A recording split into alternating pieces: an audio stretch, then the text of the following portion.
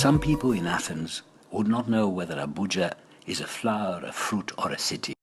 It is of course the federal capital of Nigeria, built in the 1980s, and growing nicely since. Little news reaches from Sub-Saharan Africa, mostly negative and fragmented.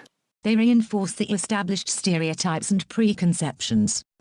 Sub-Saharan Africa consists of 51 countries. The largest is Nigeria with 180 million people. The smallest St. Helena with 4,000. The first two countries, Nigeria and Ethiopia, have 30% of the total population. The first 5 have half the population. And the first 10 2/3. We often get a piece of news about a small country, and we project it to the entire region.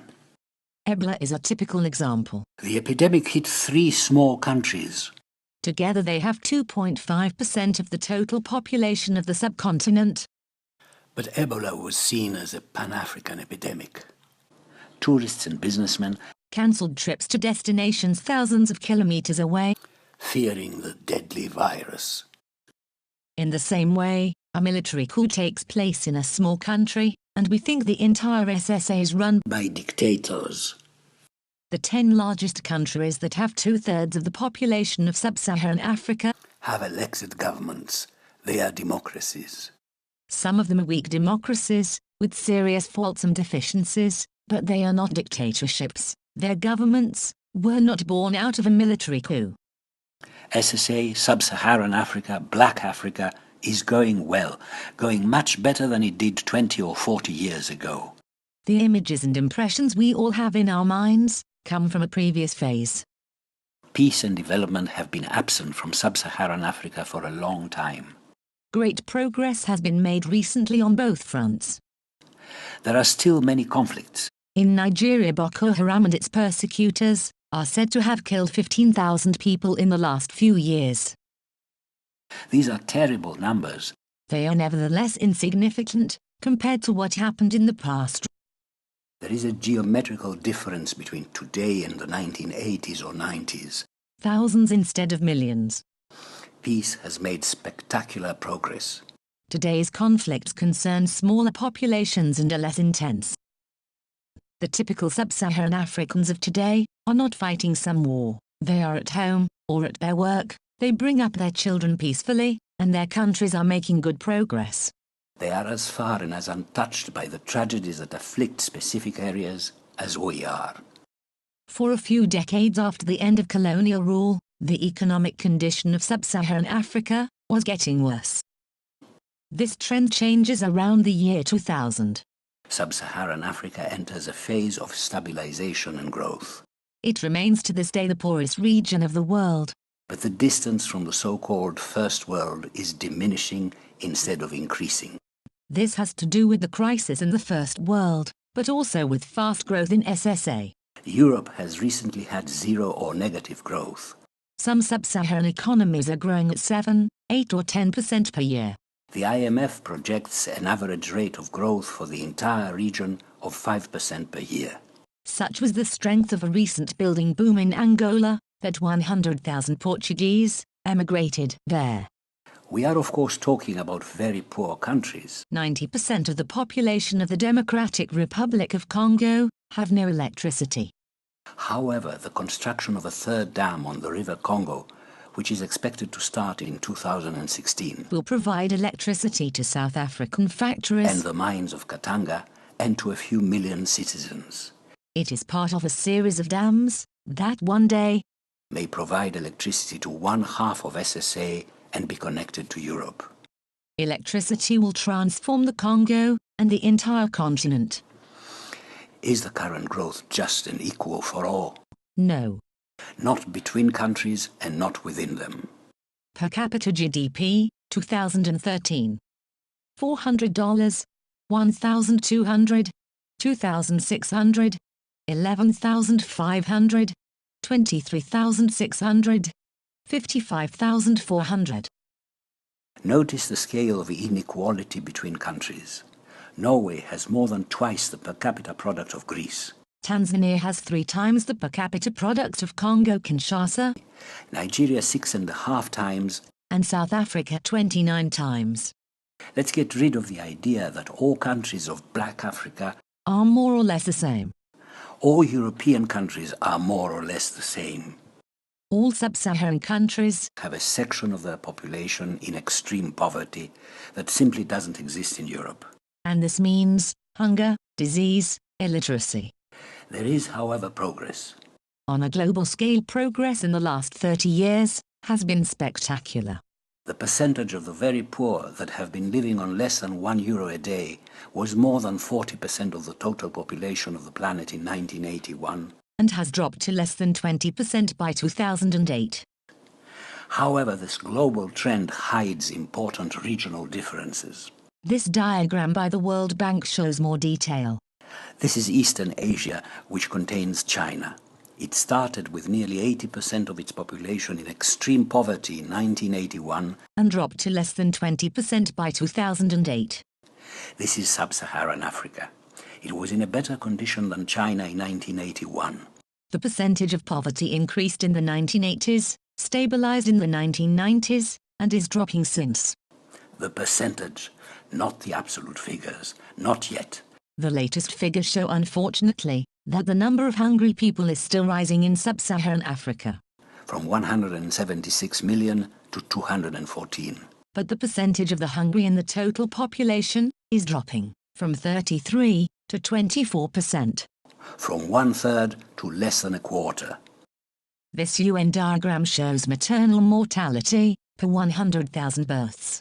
Each group of columns is a region. Each column is a year. 1990, 95, 2000, 2005, 2010. The last group of columns on the right is Sub-Saharan Africa. It has more deaths than any other part of the world, but they are dropping. They are diminishing. In education also, SSA has the worst results in the world, but is improving.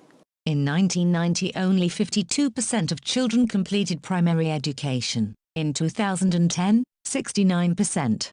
Therefore, Sub-Saharan Africa is not well. But is going well. It is making progress. It is moving in the right direction. This is also shown by progress towards the Millennium Goals.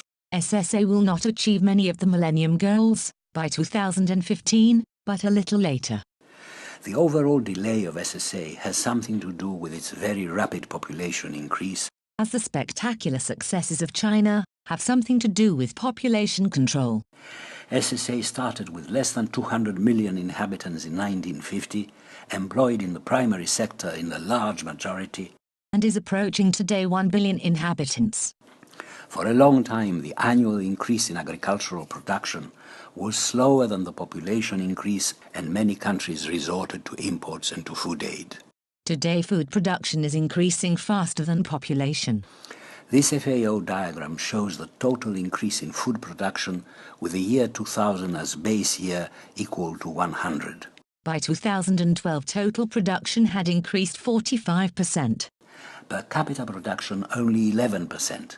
3/4 of the increased production were absorbed by the increasing population. Despite its increased production, the primary sector cannot employ the additional 800 million people that SSA has added to its population since 1950. So there is massive unemployment and poverty, and an increasing proportion of the rapidly increasing population is emigrating to the cities and to other sectors of the economy. In 2010, an influential report showed that recent African growth was coming from many sectors. Resources were important, but growth did not come only from resources. The largest city of Sub-Saharan Africa is Lagos of Nigeria. Here converge all the dreams and all the nightmares of Black Africa.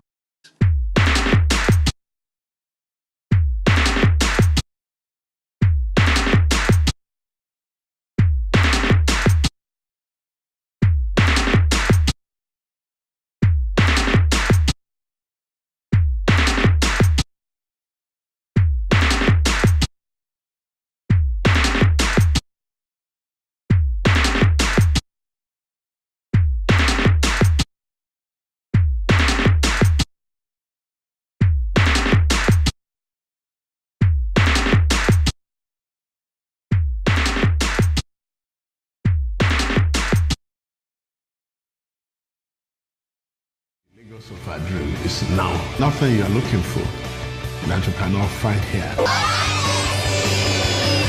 Is the place to be.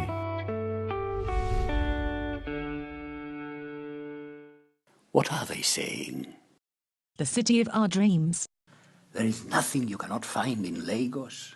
This is the place to be. What is this enthusiasm? The rich are certainly having a good time in Nigeria, and most of them are gathered in Lagos. However, 1 in 4 economically active Nigerians is unemployed. 1 in 2 amongst the young. The people in this stadium are applicants for a few vacancies at the immigration service. The Nigerian economy is creating 1 million new jobs a year in a country that is adding each year 4 million inhabitants to its population and 2 million to its labor force. These numbers are correct as an order of magnitude. They are on purpose very approximate to indicate the uncertainty about their accuracy, especially in relation to the so-called informal economy. Narrowly defined, the informal economy concerns illegal activities such as prostitution, drugs, or the smuggling of oil. A wider definition includes many legal activities. In the primary sector and in rural areas, a significant share of GDP is often self-consumed or exchanged away from formal markets and state supervision. At the same time, informal networks, sometimes with religious or tribal affiliations, often provide medical, educational and even financial services. In the cities, an army of self-employed, underemployed constitutes the informal economy, which is often directly linked to the formal one, distributing and maintaining its products. In this wider sense, the informal sector is said to produce nearly 60% of the official GDP. At the same time, it is said that the size of the Nigerian economy could be significantly larger if all informal activities could be measured accurately, and that unemployment is both larger and smaller than the official one. In other words, there is massive informal part-time employment or underemployment. High unemployment, rapid urbanization, and fast, uneven and unjust growth. In a context of marked divisions between classes, regions, tribes, languages and religions, and the destruction of bad and good traditional structures and customs, generate terrible tensions.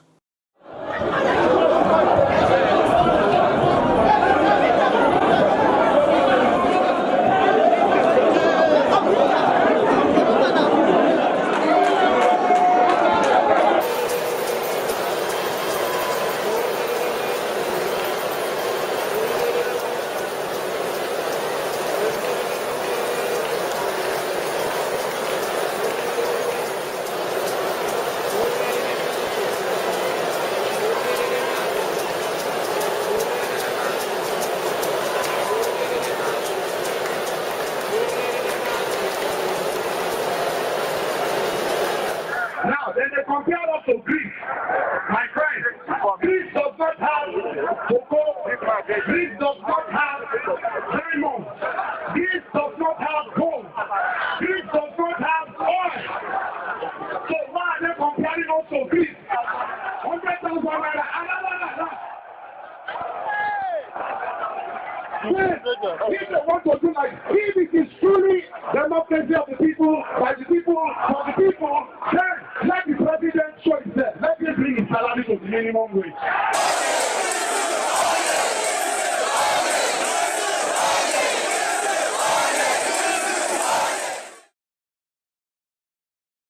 We are not saying that there should be no election. Our political elites are allergic to democracy as well as neurotic in their pursuit of power. Nations fail as a result of weak institutions. Our military has not been able to protect the sovereignty and territorial integrity of Nigeria because its orientation was mercenary. It was meant to protect the ruling class. Our judiciary has been weak in settling election controversies because of corruption and nepotism. Politics is seen as a source of wealth, an avenue to reap back profit from the state. The state is more or less like a privatized entity where the so-called investors, the political godfathers, must reap their profit. The British, they came down to Nigeria to mumble-jumble us.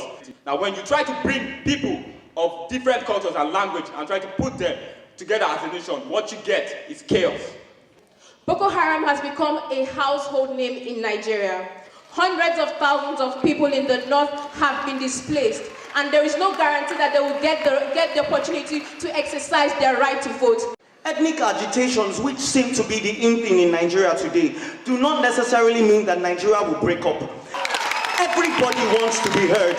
Nigeria is a multi-ethnic community, having over 250 ethnic groups and over 510 languages. The only way to neutralize the tension between these ethnic groups in terms of leadership is by elections. Afghanistan, regardless of the Taliban, conducted a successful election. The United States wants Nigeria to win its war on terror, and it's prepared to assist Nigeria with every means possible. The Nigerian we see today has thrived despite threats. Even with the threat of the secession of Biafra, we still survived as one Nigeria. Of course, the threat should not be underestimated, but the existence of a threat has a positive cognitive and psychological effect to wake up Nigerians. Your vote is your right, it's your responsibility, and it's your power. And remember, with great power comes great responsibility. Thank you. Are you aware of any alternative that has been provided to elections? So far as I know, elections are the best system of governance for any race under mankind. It has been proven and tested from its origin in Greece to its modern entrenchment in the United States of America. We've been practicing democracy for the last 14 years. Yes, we are not perfect. Yes, it has its dooms. But however, we are practicing it and we are making progress, definitively. But the topic of this debate is whether the 2015 election will make and not mar Nigeria, and not for us to provide an alternative to this. The 2015 election will mar Nigeria. Thank you. Wrong. The 2015 presidential election has been a success. The eyes of the world were focused on us to see if we could vote in a peaceful way and carry out a representative election in an orderly manner. We have proven to the world that we are a people who have embraced democracy and a people who seek a government by, for, and of the people. There were many difficulties. The election had to be postponed from the 14th of February to the 28th of March. Boko Haram did attack some polling stations, and voting had to be extended to a second day in some areas, but it was deemed free and fair, and the result was accepted by incumbent President Goodluck Jonathan, who congratulated his opponent President-elect Muhammad Buhari. Not only is a Muslim replacing a Christian, and a northerner a southerner, but a new party has come to power, for the first time since 1999. Ordinary people, and the Nigerian Stock Exchange, were ecstatic the following day. Washington, London and the European Union had strongly encouraged Nigerians to respect the democratic process. President Obama had directly addressed the people of Nigeria. Today I want to speak directly to you, the people of Nigeria. All Nigerians must be able to cast their votes without intimidation or fear. So I call on all leaders and candidates to make it clear to their supporters that violence has no place in democratic elections, and that they will not incite, support, or engage in any kind of violence before, during, or after the votes are counted. Nigeria is today the largest country of Africa, with 180 million inhabitants, and the biggest economy of SSA with a total GDP of approximately 400 billion euros. Lagos is the largest city of Nigeria and of SSA. The population of Nigeria is increasing by 2.5% a year, and that of the city of Lagos by 4.7%. It is nearly 14 million in 2015, and is expected to reach 18 million by 2025. Some Lagos state officials estimate the current population of the wider area to be 22 million and predict that within a few decades Lagos will be the third largest urban area of the planet after Tokyo and Bombay. It is the economic nerve center of Nigeria. It produces 20 to 25% of the country's product and distills its dynamism, but also its enormous problems. The phrase "this is the place to be" describes the reality. Lagos is a population magnet that attracts poor and rich alike. In Africa in general, and in Lagos in particular, an urban middle class is rising as sectors other than natural resources are developing. Only 14% of Nigeria's 2013 GDP came from natural resources.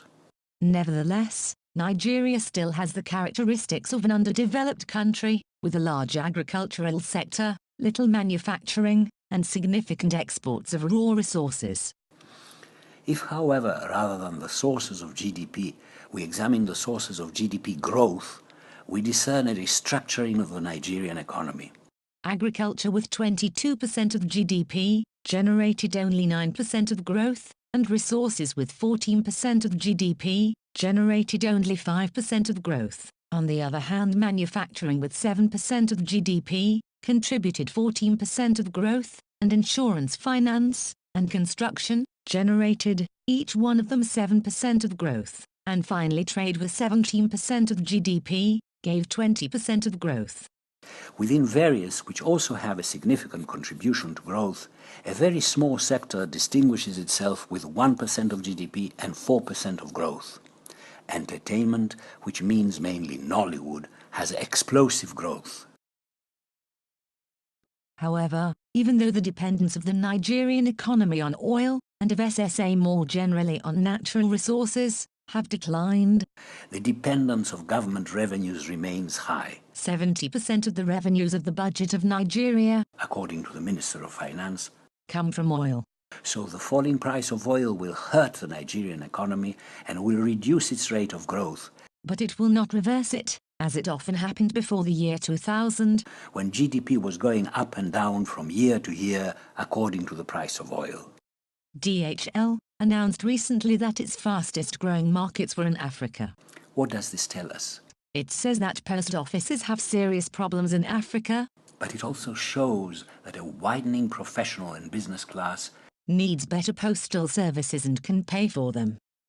Lagos, according to Fitch, is the key driver of the Nigerian economy, and 80% of this economy is made up of services, construction, transport and manufacturing.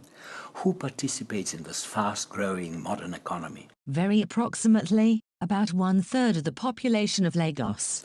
The remaining 2/3 are poor or very poor, and sometimes are having difficulty even finding food. Nevertheless, poor immigrants continue to come, because realities and expectations are better than in their place of origin. A university study of the last decade found that in the poor neighborhoods of Lagos, street food contains 150 milligrams of lead per gram of food. In the mid-income neighborhoods, 75 milligrams. And in rich neighborhoods, 0.2 milligrams. According to the World Health Organization, 0.001 is the acceptable maximum. Same situation with house water. Heavy metals, bacteria and bad microorganisms show great preference for the poor, but rarely leave the rich untouched. Wow. Can you see that the tap water we drink? Poverty, high population density and traffic congestion go together with polluted, unsafe food and water. The same study, however, showed that 72% of immigrants never want to go back to their place of origin. The average immigrant eats more meat, eats more fish, drinks more milk, uses more water and more electricity than in his place of origin. However poorly they may live, they continue to come because they find something more in Lagos than they found at home. Even in rubbish, some people find something that they couldn't find at home. A different 2013 study shows that inequalities in rural areas are even greater than in urban areas, and some services reach more people in Lagos. In Nigeria as a whole, only 25% of children are vaccinated in the second year of their life. In Lagos, 54%. Tension and aggression are, however, much higher in the city. 24% of women in rural areas have experienced physical violence since age 15. In the cities, 33%. In Lagos, 44%. In the state of Borno, the stronghold of Boko Haram, only 15%. Concerning religion, the report shows that in Nigeria as a whole, the percentage of women that have experienced physical violence after the age of 15 is 44% amongst Christians and 13% amongst Muslims.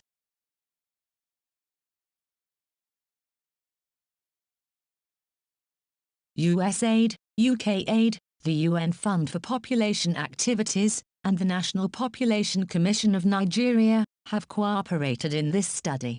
At the same time, although the country is supposed to have free, universal primary education, there are often no schools in the slums where immigrants pile up. Parents send their children to private schools and pay by the day. Even the poorest have some disposable income for expenditure beyond survival.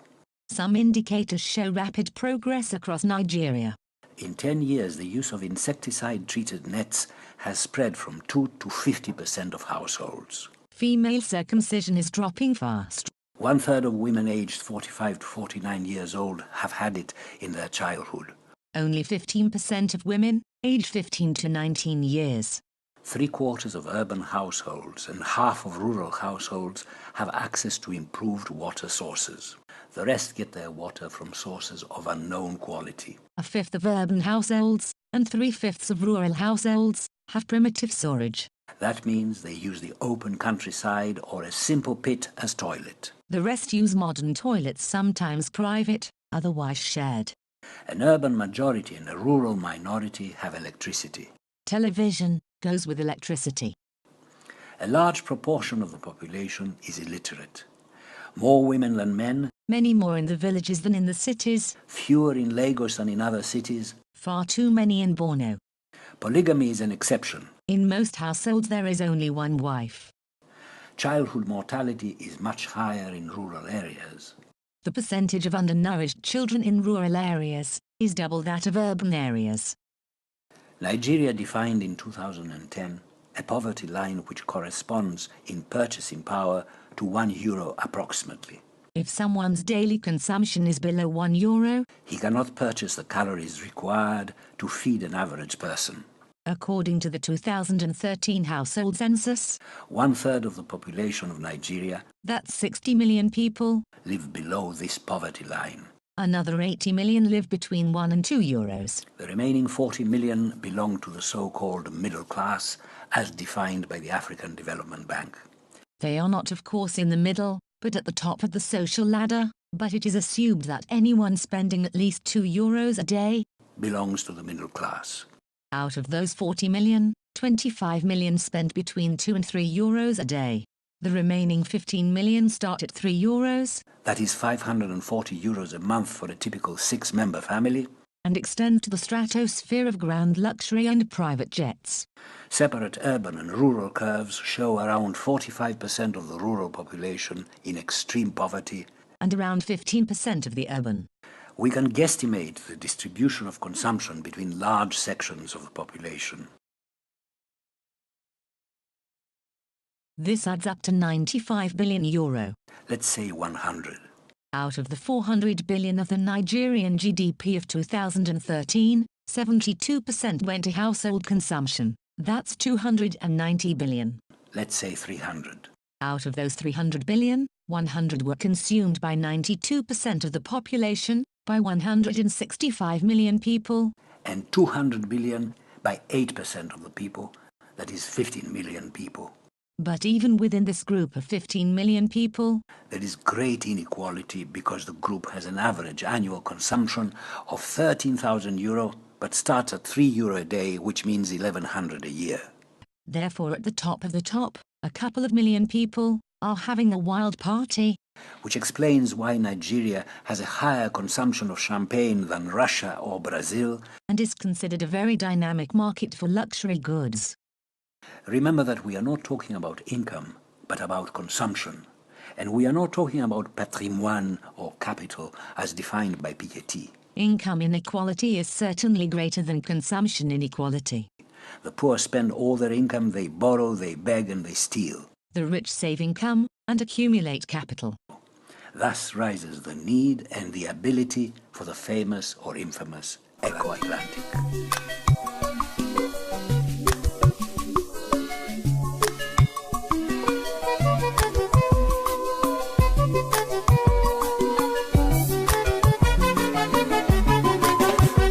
Have you seen my beautiful baby?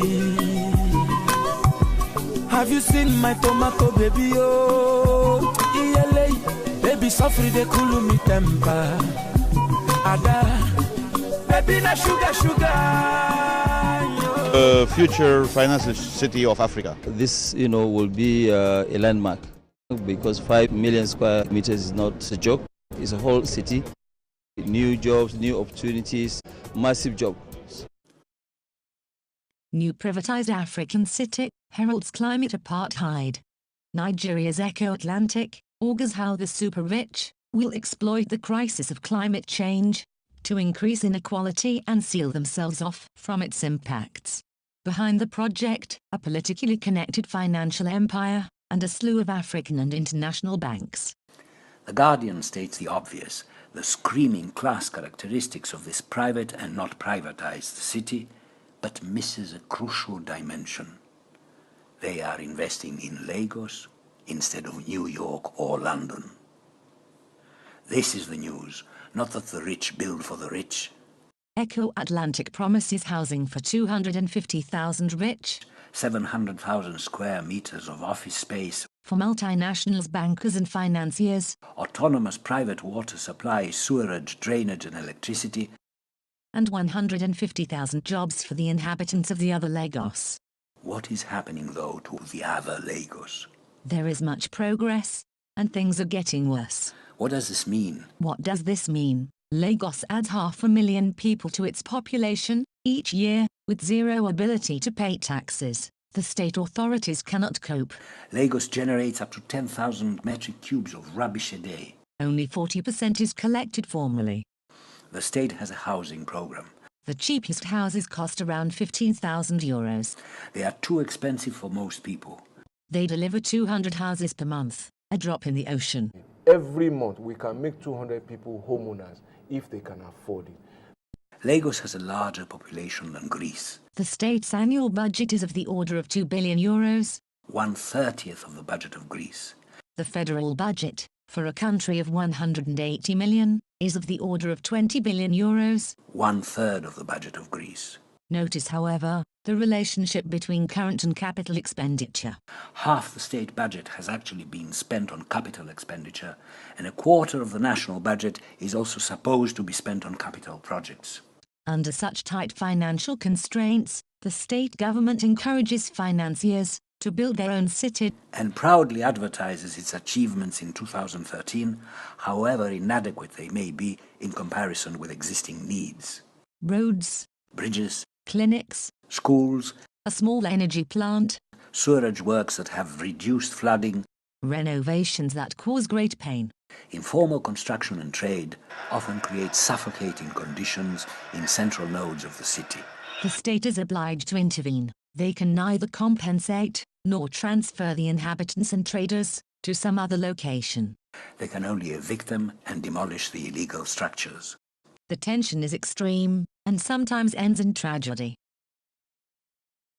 Demolish everything. Where do they want them to go and stay? It's what crime? The results after innovation are spectacular. Orderly traffic, proper parking, street lighting, etc. But a different class of people enjoy them. The very poor have gone somewhere else. A light rail is under construction in Lagos.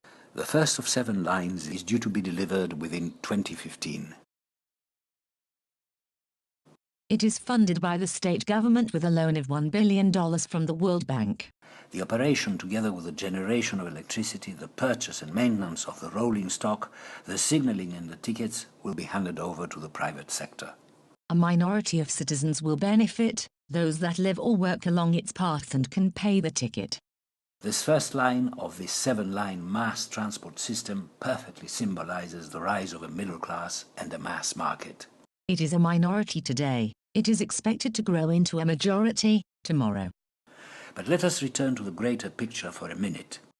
It is often said that Black Africa has sent, legally or illegally, €10 to the First World for each euro of aid it has received.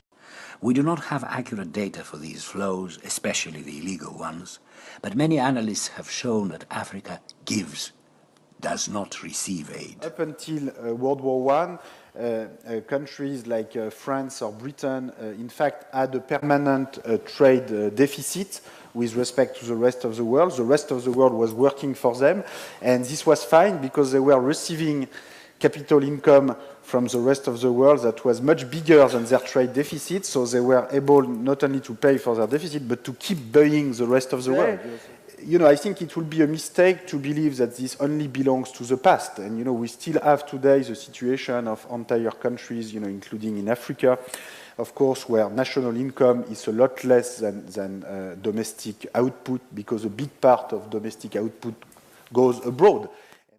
The national income of Nigeria is lower than its domestic product. 8 or 9% of domestic product goes abroad. In contrast, many first world countries have a greater income than product. 102% in the US, Germany and France in 2012. This hemorrhage has nothing to do with public debt. Nigeria succeeded in buying back 90% of its external debt in 2005. From $36 billion in 2004, its external debt was reduced to $3.5 billion in 2006. Its overall public debt, including internal and international borrowing, dropped from 64% to 12% of GDP. In 2013, it stood at 13% of its revised GDP. Colonialism may have first responsibility for the long-lasting hemorrhage of sub-Saharan Africa. Local kleptocrats exporting all they stole abroad also had a major contribution. A recent United Nations and African Union panel on illicit financial flows, chaired by former South African President Thabo Mbeki, has estimated that Africa has lost through these illicit transactions $1 trillion in the last 50 years. And that it is currently losing about $50 billion a year. This is more than what the African Development Bank estimates is needed annually for Africa to modernize and complete its basic infrastructure over a period of a few years. The study estimates that Nigeria is losing 12% of its GDP and attributes 60% of the total loss to the practices of international multinationals. The top Nigerian kleptocrat was Abacha. He is said to have looted $5 billion. Abacha cooperated closely with Shell in the suppression of the resistance to Shell of the inhabitants of the Niger Delta. His greatest achievement, however, is not the theft of $5 billion or the murder of several enemies of Shell. It is the transformation of the Nigerian National Petroleum Company from a producer to an importer of petrol. This was in the interests of a local mafia that profited from the legal import and the illegal trade and export of petrol subsidized by the state. When in 2012 the government attempted to abolish the subsidy, there were massive protests and the protest movement had at least 10 dead. This is how the slogans, "Stop importation, make our refineries work," and "Remove corruption, not subsidy," arose. Shell sold in the summer of 2014 some of its blocks in the Niger Delta to Nigerian companies. Nigerian companies have purchased oil blocks in the past, but resold them quickly because they didn't have the financial and technical capacity to exploit them. They have the capacity today, according to the Financial Times. Shell and the other oil multinationals are not leaving Nigeria. They are leaving the troubled Niger Delta, where they're facing costly resistance and theft, and are escaping from the crime scene of an environmental murder of first planetary order, for which Shell has first co-responsibility, along with NNPC and all kinds of rebels, terrorists and smugglers. The last major leak was in November 2014. In January 2015, Shell agreed in an out-of-court settlement to pay $80 million to villages affected by some 2008 oil spills. According to a British study, Nigerian oil theft is of an industrial scale. The network of corruption touches the army and the political establishment. As many as 100,000 barrels a day may be smuggled, worth a sum of the order of €2 billion a year, equivalent to the annual budget of the state of Lagos, or 1/10 of the federal budget. Shell itself estimates that the value of stolen oil may exceed €5 billion a year. Aliko Dangote is the richest man of Africa and the 23rd richest man in the world, according to Forbes. According to a 2005 classified cable of the American Embassy, included in the WikiLeaks, Dangote was intimately connected with the governments and the wider establishment of Nigeria. It is publicly known that he funded the electoral campaigns of former President Obasanjo. His companies represent today 1/4 to 1/3 of the value of the Nigerian stock exchange. The opportunities that we have here in Africa is, I think, second to none. You've moved up from, according to Forbes, $16 billion last year, now $25 billion. And the big question is, where do you go from here? The program that we have at the moment is trying, to grow in terms of the group business about 500% in the next 5 years. And we think that by the time that we finish 2017, we should have at least a market cap of about $100 billion. So annual rate of growth between 30 and 40%. That we are going to have, refinery with petrochemical, and polypropylene, making tires. Fertilizer will be about 2.8 million tons. The Nigerian consumption of nitrogen fertilizers is very low. Next business will be the cement, which by 2016, we're going to be over 60 million tons in the Sub-Saharan Africa. Even this year, we'll be the largest producer of cement in Sub-Saharan Africa, right, with 40 million tons by this year. If 40 to 60 million tons of cement mean nothing to you, check in the Wikipedia the production of some countries in 2005. Nigeria was producing 2 million tons and Greece 15. And if the correlation between cement production and economic growth is not clear, check the distribution of world production in 2010. The Chinese seem to be building something, eh? In the next 4 or 5 years, there will not be any sugar imports into Nigeria. We're also doing rice, 1 million tons of rice. This will make us to actually employ about 200,000 additional workers, like what you call import substitution. Nigeria imports maybe up to now $1.2 billion worth of milk. Why should we import milk? Why should we import sugar? Why should we import rice? But I think what we need is to have an inclusive growth so that it will trickle down, it won't hang over there. If we want to also live in peace, we need to give something back to people. Absolutely. Yes. Notice the last phrase. He does not say, if we want to also live in peace, we must give something to people. He says, if we want to also live in peace, we must give something back to people. Thus spoke Aliko Dangote in March 2014. 10 months later, the price of oil has dropped below $50 a barrel. The national currency of Nigeria has been devalued. The country's budget has been curtailed. The forecast annual growth of GDP has lost 1 percentage point. The Nigerian Stock Exchange and Dangote's companies have lost a quarter of their value. A difficult conjuncture, but also an opportunity. Cheap oil and the loss of government revenue make more feasible and more necessary the suppression of smuggling and the raising of some taxes. Reduced profits from the export of crude oil make other investments more attractive. Dangote himself is moving ahead with his refinery in collaboration with 2 American companies. It is expected to start working in 2017. So what's the overall picture of Nigeria? An accumulation of capital has taken place, in whatever way it has taken place. There is rapid population growth and urbanization. There is massive poverty, unemployment and underemployment. But there is also a so-called middle class of 40 million people with a demand able to sustain significant investments. The people in their prayers or in their protests, when begging or rising up in arms, are asking for an end to the theft and export of the country's wealth. And they are looking for work to improve their lives. How far can they go? What is the future of Nigeria and of Sub-Saharan Africa? Look at these long-term continental population projections of the UN. By 2100 the world has 2 continents, Asia and Africa. The rest is insignificant. Nigeria is expected to have more than 400 million inhabitants by the year 2050, and to be approaching 1 billion by the end of the century, competing with China for the second largest population in the world. Several studies are forecasting a radical restructuring of world economic power this century. Nigeria is expected to overtake Germany in total GDP, at purchasing power parity, around the middle of the century, and at international market exchange rates, a little later.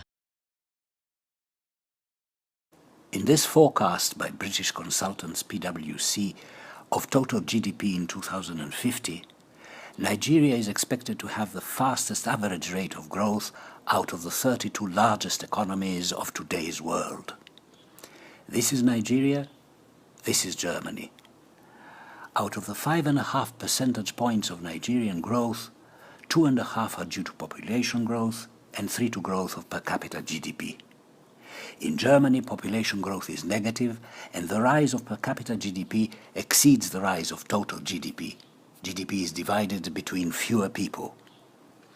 If the population component is taken out, Nigeria is forecast to grow at 3% and Germany at 2%. The difference could be bigger and has been bigger in recent years. Nigeria could catch up faster, Germany may not achieve long-term 2%. In any case, the Nigerian inefficiencies and obstacles will be overcome one way or another, sooner or later. Take agriculture. Corn yields in Nigeria today are a tenth of what they are in France, and of that tenth, much is lost in inefficient storage and transport. This gap will close. Irrigation, fertilizers, roads, electricity and of course education will reshape the sector. This is what has already started in Ethiopia, which is experiencing startling rates of growth, based on agriculture and construction, and Africa is said to have 60% of the planet's uncultivated arable land. Take education.